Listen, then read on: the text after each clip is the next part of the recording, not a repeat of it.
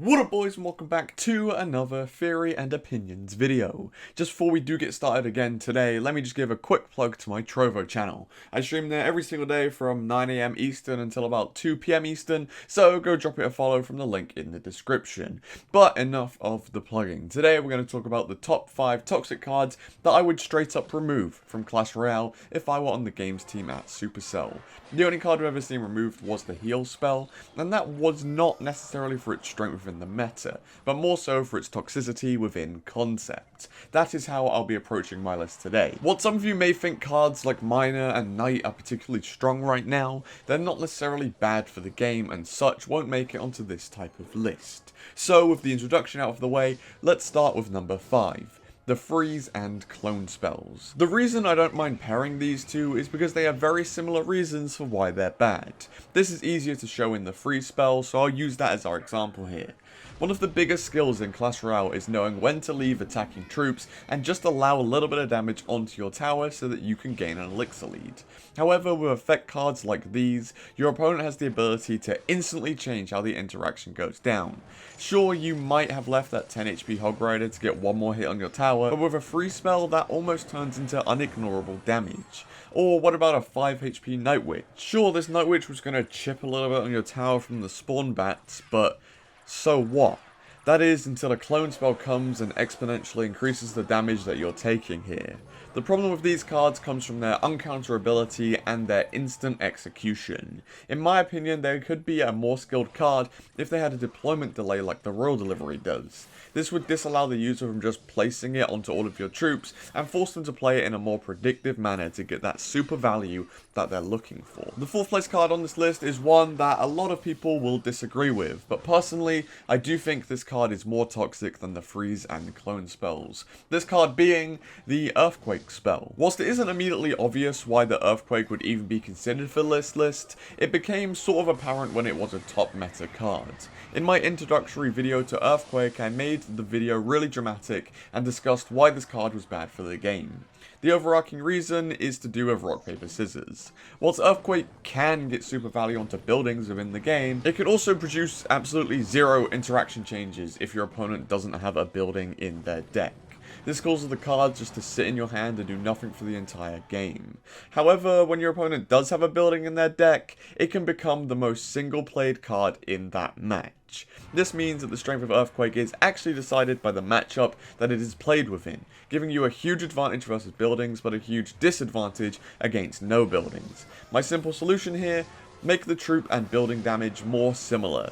Earthquake could still do slightly more damage to buildings, but not an insane disparity to where it becomes matchup dependent. The next card I want to talk about has actually been buffed recently, and honestly, it has made me play the game less than ever this month, and this card is Zappies. There are 3 traits that combine to make this card unfun, and I think more and more people will agree with me as the meta grows older. Firstly, the stun. Whoever likes playing against a stun? Nobody, at all. You choose the units to put into your deck to play with because you know how they function and act in situations. But a stun just makes them slow and frustrating. Oh, you want that knight to hit every 1.2 seconds? How about we essentially half that with well-timed zappies? The second factor is that they're extremely defensive. These guys are sort of useless as soon as they cross the river, making them a very defensive card. This is negative as they have a very strong defensive niche in continuously stunning tanks. Placed perfectly, I believe these guys can fully counter a giant. And the third factor, them just being spellbait. This makes them even more frustrating. Them being popular in spellbait decks means that they'll just sit there and counter your units without you being able to spell them. And if you do spell them, well, enjoy getting punished on the counter push with something you simply cannot defend without your spell. My personal Zappies rework would just see them become 2 units instead of 3, and then slowly have their DPS either buffed or nerfed to make them a balanced card. Next up, I want to talk about the Battle Healer and the Heal Spirit. I think the majority of people will agree that these 2 cards have no place in the game. In fact, the old heal spell is what sparked my desire to make this video, as it shows Supercell not being afraid to just straight up remove cards. I think we all know how and why these 2 cards are broken. Healing changes far too many interactions that we are taught to use successfully.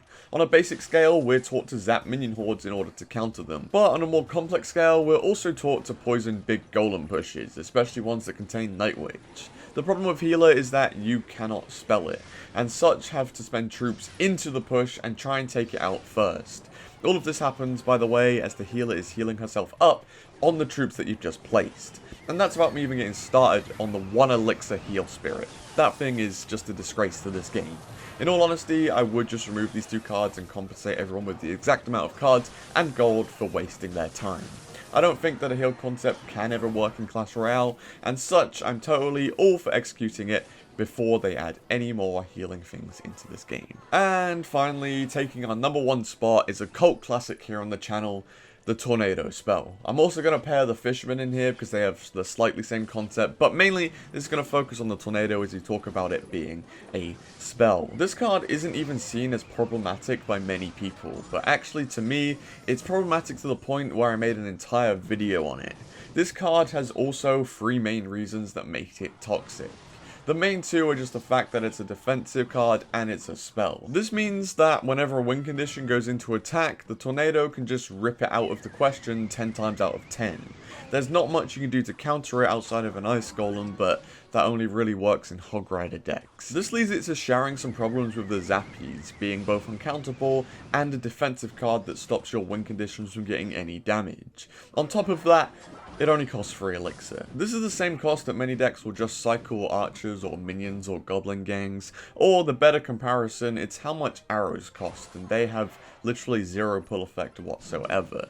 All of this without talking about how it's literally a small spell that can counter up to spear goblins. This defensive, uncountable value makes Tornado the most busted card in the game, in my opinion. For just 3 elixir, you can activate an entire King Tower and pull units into the 3 tower range for a combined total 314 DPS, which is almost the same as a P.E.K.K.A, just from using this cheap and reliable Tornado card. To fix this, I'd like to see the card removed entirely. I know Seth attempted to rework it rather recently, but for real, I think this card is beyond repair now.